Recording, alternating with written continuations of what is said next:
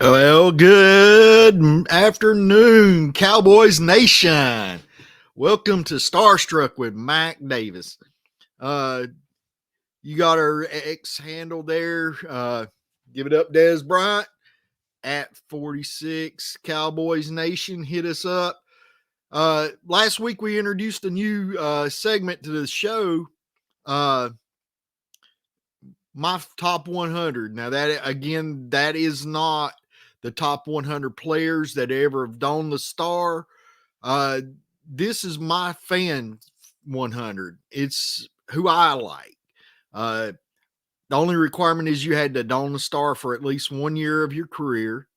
Uh, you don't have to retire a Cowboy. You don't have to play your entire career as a Cowboy, but you have to be a Cowboy. And once a Cowboy, always a Cowboy. Uh, part of my family.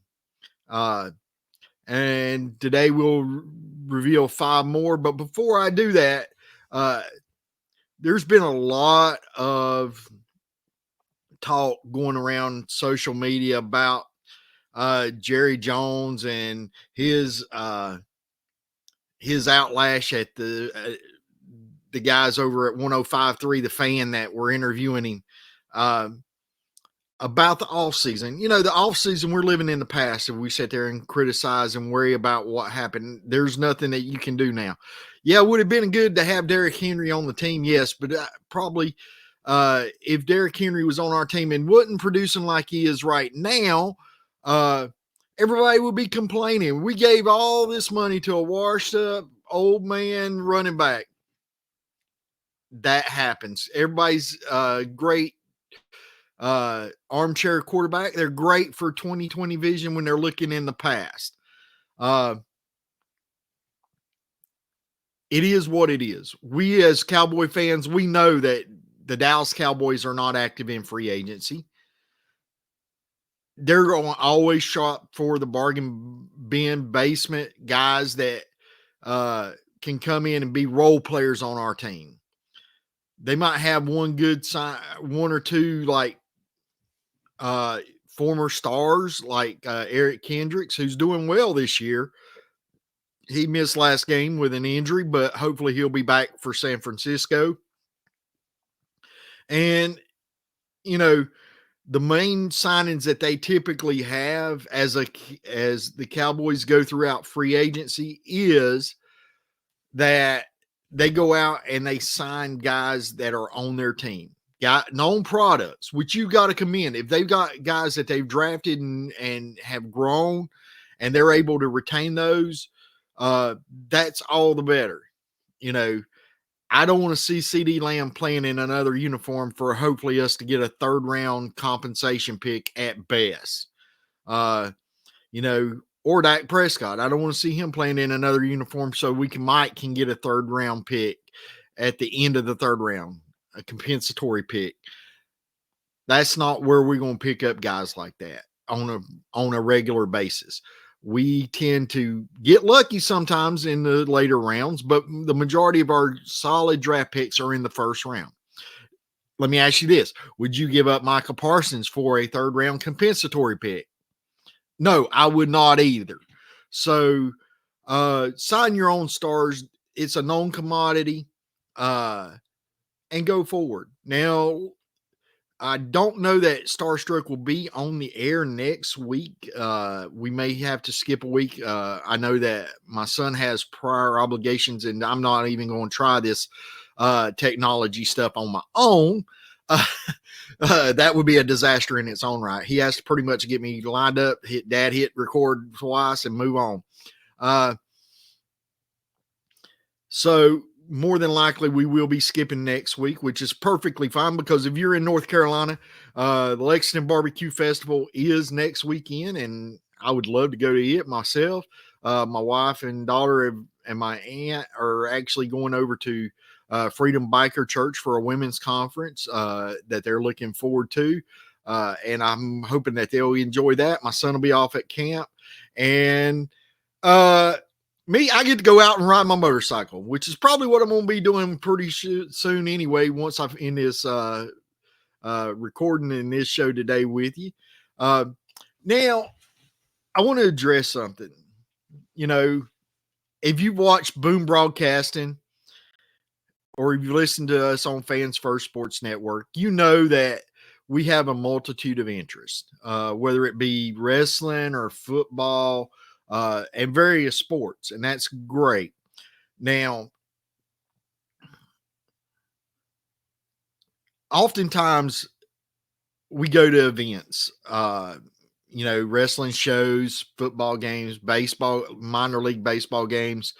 Uh, and I like to spend time with my family and do that. And a lot of times you get to meet the stars, and sometimes that can be a great impression. Sometimes that can be a bad impression. Michael will tell you uh, that one of my things is if I'm walking around or my children are walking around with a program or a poster from the event, I'm not going to pay you to sign it.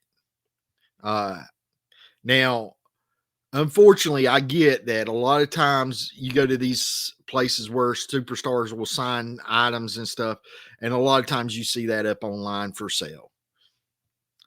Or you see it in a booth somewhere for sale that, hey, I've got this and I'm selling this for that. I've never done that. I've never prompted my kids to do it. You know, the one star, Brad Attitude, took him one time. We were at a show and he signed his elbow pads or knee pads or something. And he gave it to my kids and he says, well, I guess I'll see that on eBay in a couple hours. And I'm like, bro, you don't know. My kids don't do that. And Michael's got it hanging, I'm thinking hanging on his wall still to today. And that's been several years ago that happened. I don't even think that company's in business anymore, promoting wrestling events. But that's what I taught them. This person has given up their time to sign an item for you. It's not for you to resell. It's for you to cherish and it's for you to keep. It's for you to bring back that memory, whether it be, if you look back here and you see where Shane Douglas signed a little poster for me this past year, I'll always cherish that. One of the greatest memories we had during that weekend that we go every November to Winston-Salem and enjoy at WrestleCade is Shane Douglas's podcast. I told my son the first time we went, and after that, I was like, that was the highlight of the weekend for me. And I went back last year, and again, it was the highlight of the weekend. He was a super individual. And oftentimes when you meet superstars, they'll give you they can either make you a fan or they can make you not really want to be around them. And it's what kind of interaction they have with the fans that will make an impression for you, whether you're an older fan or a young fan for life. And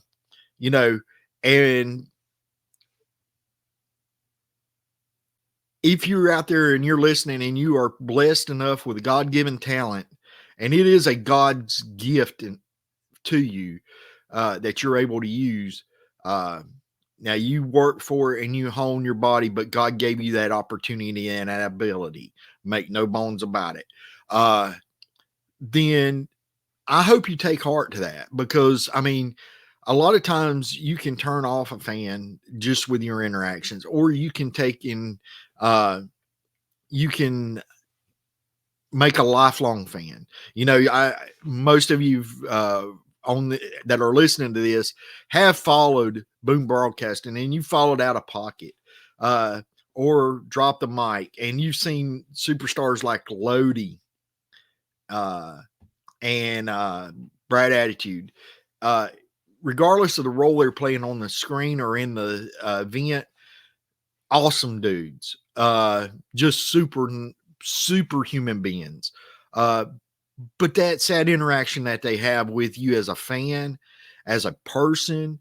One of the greatest stories I ever remember about wrestling, and I know this is a Dallas Cowboys podcast, but it is leading up to something, folks.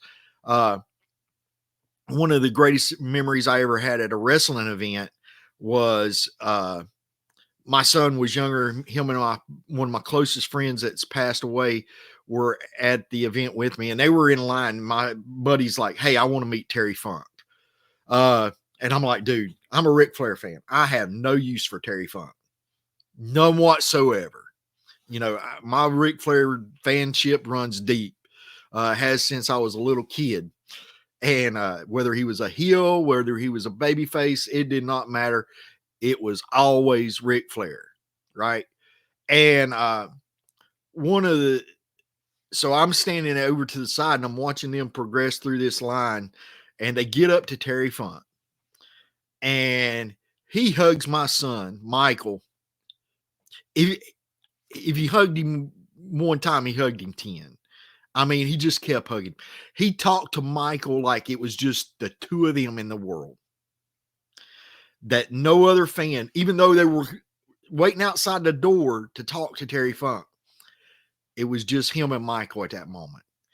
And he put that youngin in a different world. And that I saw the look on my child's face. And I've always said, if you do something to me or you want to say something to me that, I can brush it off or I can get mad or whatever. If you do something to hurt my child, or my family, we're on fighting terms then. And the only way you're gonna beat me is to kill me. So I mean, it's one of those things where when he did that, I became a Terry Funk fan for life. And it wasn't an interaction with me, but it was an interaction with my child. Now, again, I promised you I would tie this in. And I'll show you how after we come back from this break. So if you're listening on Fans First Sports Network, we're going to take a quick commercial break to allow our sponsors some time to get their products to you. If you're on Boom Broadcasting, we'll be right back after the commercial break. Hello and welcome back to Starstruck with Mack Davis, the face that made the face of Boom Broadcasting. And I told you in their first segment where I kind of rambled off on other sports and wrestling in particular, which is what me and my son spent a lot of time doing that. Duke football games, App State football games, Hickory Crawdads minor league baseball that supports the Texas Rangers, our favorite baseball team. I told you that I would tie that in together. And when I get to number 95, we went through 100 through 96 last week. And so number 95, Juanyeh Thomas. Juanyeh is a young player. He's currently on the Dallas Cowboys. He's a backup safety. His football career has not really accomplished a lot. But Juanyeh, you more than likely you will not end your career at number 95. It will be much higher, my friend. It will be much higher. Couple years ago, me and my sons went down to Jacksonville to watch the Dallas Cowboys play. Unfortunately, the game did not end the way we wanted it to in overtime. Dallas lost the game. It was the first loss that they've had to endure as a Cowboys fan in person, and they were kind of bummed. But the experience of the weekend was amazing, and one of those was highlighted by none other than Juanyeh Thomas. We went to a meet and greet. We got to meet Leighton Vander Esch and Noah Brown and Mickey Spagnola and different ones of up close and personal. But we also got to be in the team hotel where a lot of the guys were coming in and outside the lobby. The first person we saw was Micah Parsons. We got to see Trayvon Diggs, Sam Williams, different ones, and a lot of them interacted with the fans. But none better than Juanyeh Thomas. I didn't even know who the kid was. I'll be honest. As a Dallas Cowboy fan, he was on the practice squad that year, and I did not even know who the kid was. My son had to tell me who he was. But ever since that time, I've been a real huge fan because unlike and don't get me wrong, the guys that were there were great. They interacted with the fans and stuff like that. Juanyeh came out and he took and made an effort. He would come up, he's like, anybody want a picture? Anybody want an autograph? And he was just having fun with the fans. You know, it reminds me of a event we went to. My son took me to a WWE event, and that they did a dark match afterwards after the show had went off. And one of the contestants was Matt Riddle. And I'm not a Matt Riddle fan. I wasn't a Matt Riddle fan. And at the end, Matt Riddle got out there. I can't even remember who he was wrestling or if he won or lost the match. But Matt Riddle got out there amongst the fans and he was taking pictures. He was signing autographs. And the guys would come and they would try to pull him as they were taking down the ring and stuff. And they were trying to get him out of the way so they could clean up and everything. And he'd find another fan. And I was like, I just sat there and I was so impressed. And that reminded me of what Juanyeh did. It was like, can I find another fan? And he would go through that hotel lobby and he would find another fan. And he would talk, he would interact with them, he would hug them, he would take pictures with them, he would sign autographs. Juanyeh, my friend, never lose that. You've got it right. And for that, I guarantee you, as your career goes, whether hopefully with the Dallas Cowboys for a long, long time, because we need you.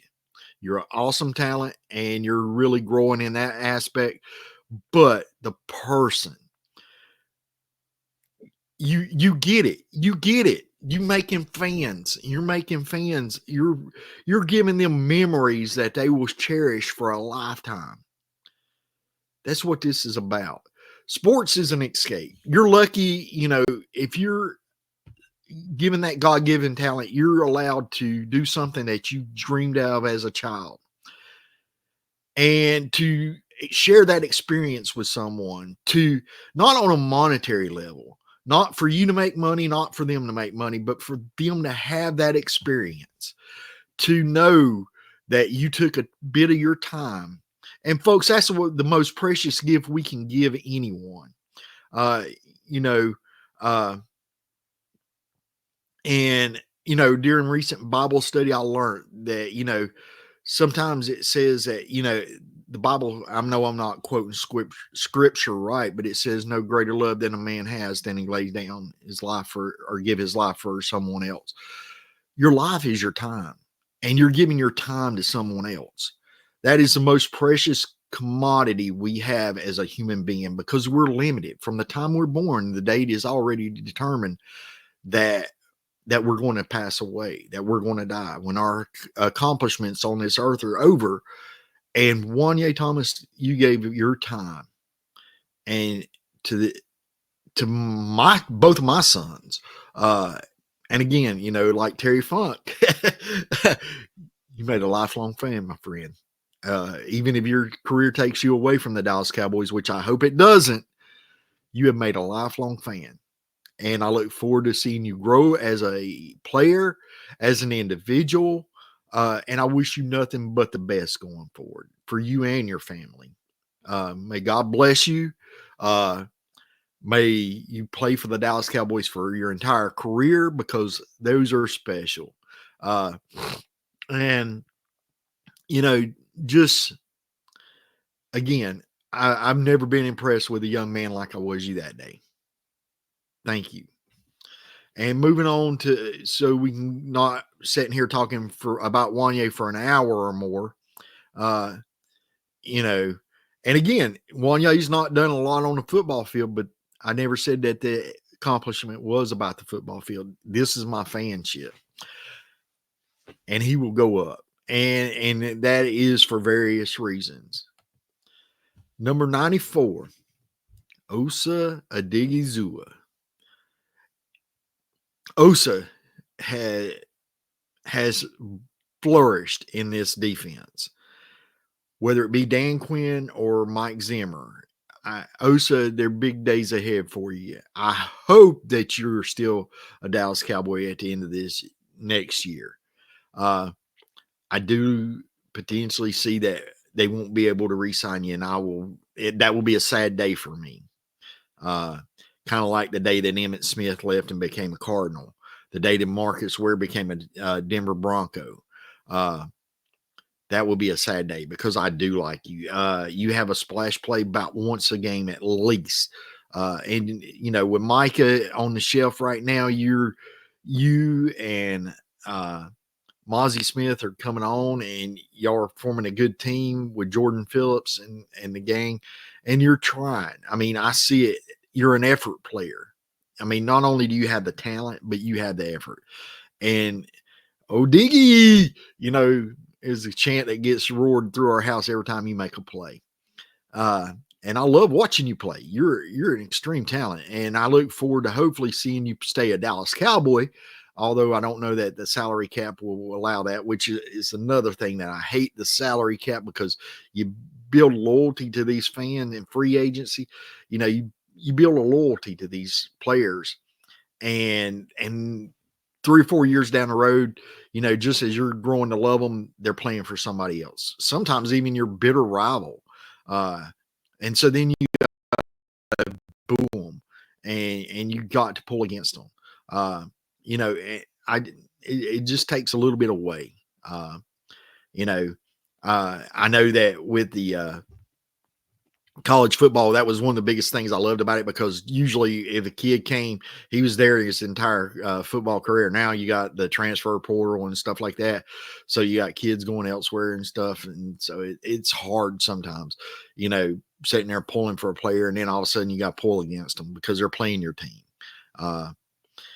Speaking of which, probably very few players in the NFL was like number 93 in this list.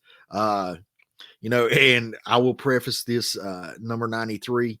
At one time, my friend, I hated your guts. I honestly, God, hated your guts. You stood on my star and desecrated it.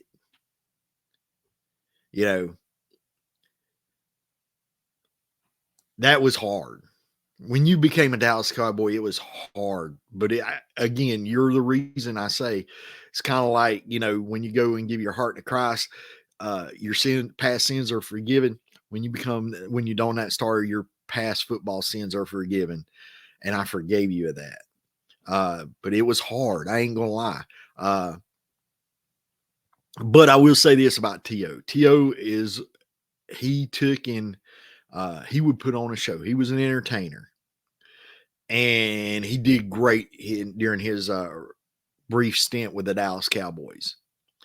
And another thing, T.O., Michael and Hunter both thank you, because I was fortunate enough I was teaching at a middle school after college while they were kids in 2007, 2008. Well, yeah, 2007, 2008 timeframe. And I had a young student that gave me 2 tickets to the Dallas Cowboys and Carolina Panthers game. And so I took my wife. It was her first Dallas game, and the boys were still a little bit young, and I didn't really want to take them at that point in their life, and I told her, I says, I went to 2 Dallas games previously. One was the last trip I ever took with my father before he passed away. He wasn't sick at the time, but I did not know that. The next one was after his death. Me and my wife had gotten married, and I went to Washington with a close friend from work. And both times I watched Dallas lose. And I am superstitious as I'll get out. Michael will tell you that. I sit in the same position. And if they're doing bad, I'll move. I'll change positions to see if I can change the mojo and get them going good. And I will sit there the entire time. And I wear the same stuff to each game day.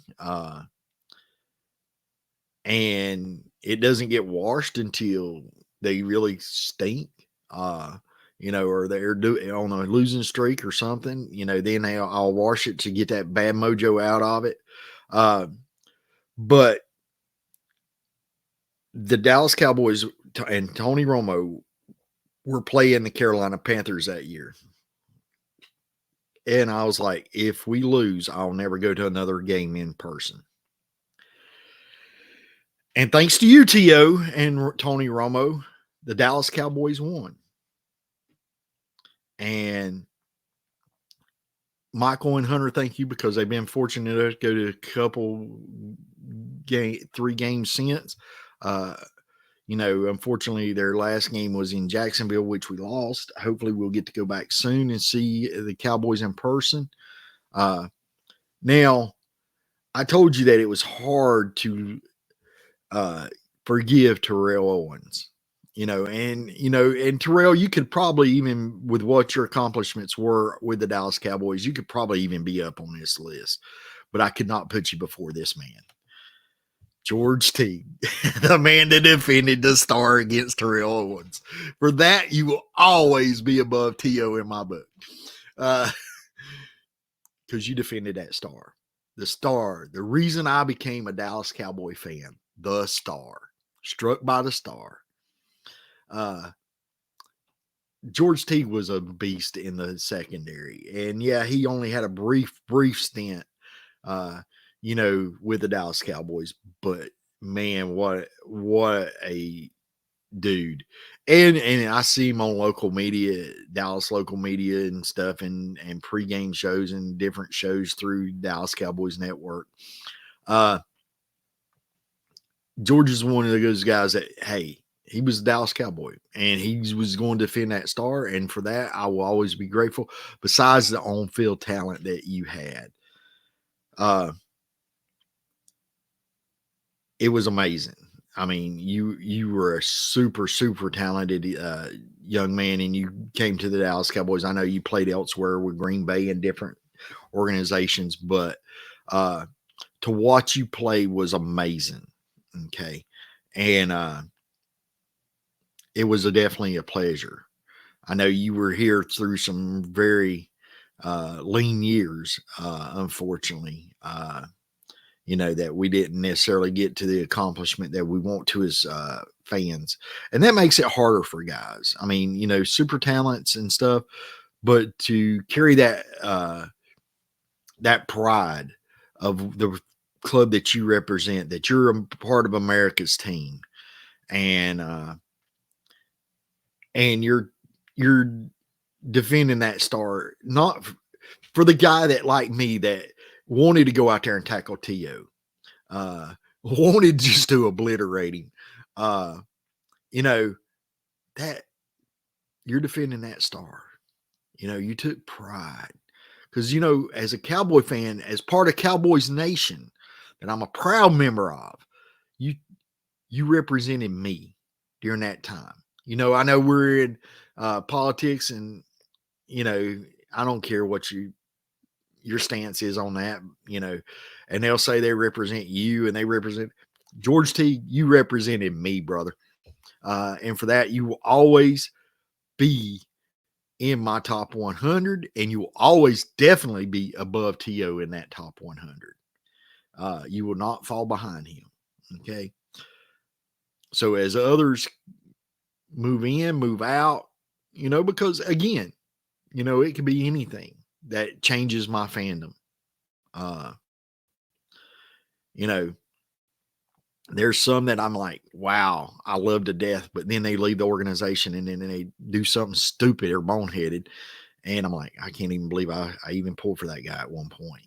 So just, you know,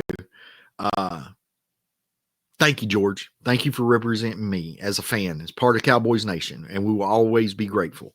Moving right along, because I know that Michael's telling me that this episode's running a little bit longer than expected, and we need to get it completed and get it uploaded and stuff. Definitely hit me up. I'm going to save number 91 to Thomas Everett, the safety. Now, a lot of people look at those dates. Look at those dates that he played for the Dallas Cowboys. 92 to 93. He came from the Pittsburgh Pittsburgh Steelers, folks, to play for the Dallas Cowboys. Remember when we started our Super Bowl run, 92, 93? Yep. He was a key instrument in that process to start that great run. I know we had Charles Haley come on board from San Francisco, and we had different players develop and everything like that. And the draft picks that Jimmy Johnson and Jerry Jones were getting us at that time. And it all just seemed to come together. But Thomas Everett was kind of the glue in that process because, I mean, having that epitome of a safety, and he was a thumper. And he was awesome. I mean, he really was a great addition to the team. And it just kind of helped turn that corner and start that one of the greatest periods as a Dallas Cowboy fan when you win 3 out of 4 Super Bowls. And it really, you should have won 4 out of 4 because one of the best teams we had was that 94 team. And they played with a heart of a champion against the San Francisco 49ers out in Candlestick. You know, that was a team that we should have won. Next year, you notice that Jerry went and got Dion because he's like, I messed up. I let them have that piece that got them over the hump with us. And so we went and got Dion. Next year, we were back in the Super Bowl. We took that piece away from him and we added it to our team. Unfortunately, I don't know that Jerry's in that same mindset right now, you know, where we take pieces away from our competitors and stuff, and we start adding it to our team. It was a great concept there, Jerry. Hopefully you haven't gotten old enough to where you've lost, as you recently celebrated a birthday, where you've lost that memory of how that felt. Taking away from your opponent and adding it to you to strengthen you and key pieces. And we did that, you know, and they attempted to do that with us with Ken Norton. San Francisco did. So it seems like more people are pulling away our key concepts, our key players, you know, like Biotish that went to Washington, role player, backup depth, Fowler and Armstrong that went to Washington this year with Dan Quinn.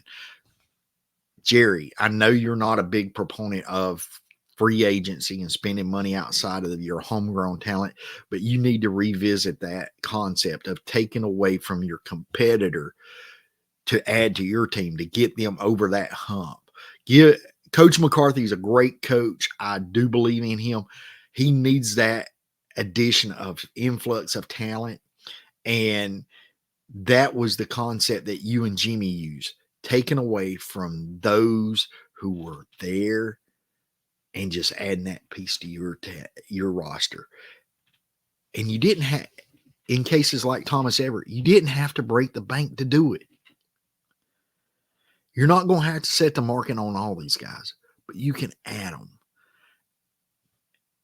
and help the roster that you have built, like the Micah Parsons, the CD Lambs, the Dak Prescotts, Tyler Smith. You can help them get over that hump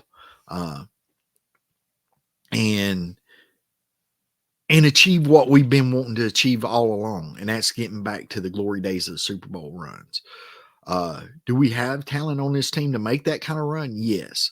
We just need to add a piece here or there, and that's on you, Jerry Jones. I mean, I know you don't want to talk about to those guys that you pay to interview you and address your misfortunes or your shortcomings or whatever you want to call it, your decisions. But I just wanted to point out that, you know, not every move that you make has to be the market setter, the bank breaker. You can add a talented player like Thomas Everett to get you to where you need to be. Yeah, Charles Haley, he was one of those top talents. Thomas Everett wasn't, but Thomas Everett solidified that secondary. And he kind of showed the way for our soon to be our all-time tackle leader, and Darren Woodson. Again, thank y'all for joining us here at Fans First Sports Network and Boom Broadcasting for today's episode of Starstruck. Again, I probably will not be on next week because of Michael being in camp and other obligations, but we will return in 2 weeks for Starstruck, and we look forward to talking to you then. Just remember the great words of the great Dusty Rhodes. America's team, Dallas Cowboys, born second to none and has no equals. The America's team, the Dallas Cowboys.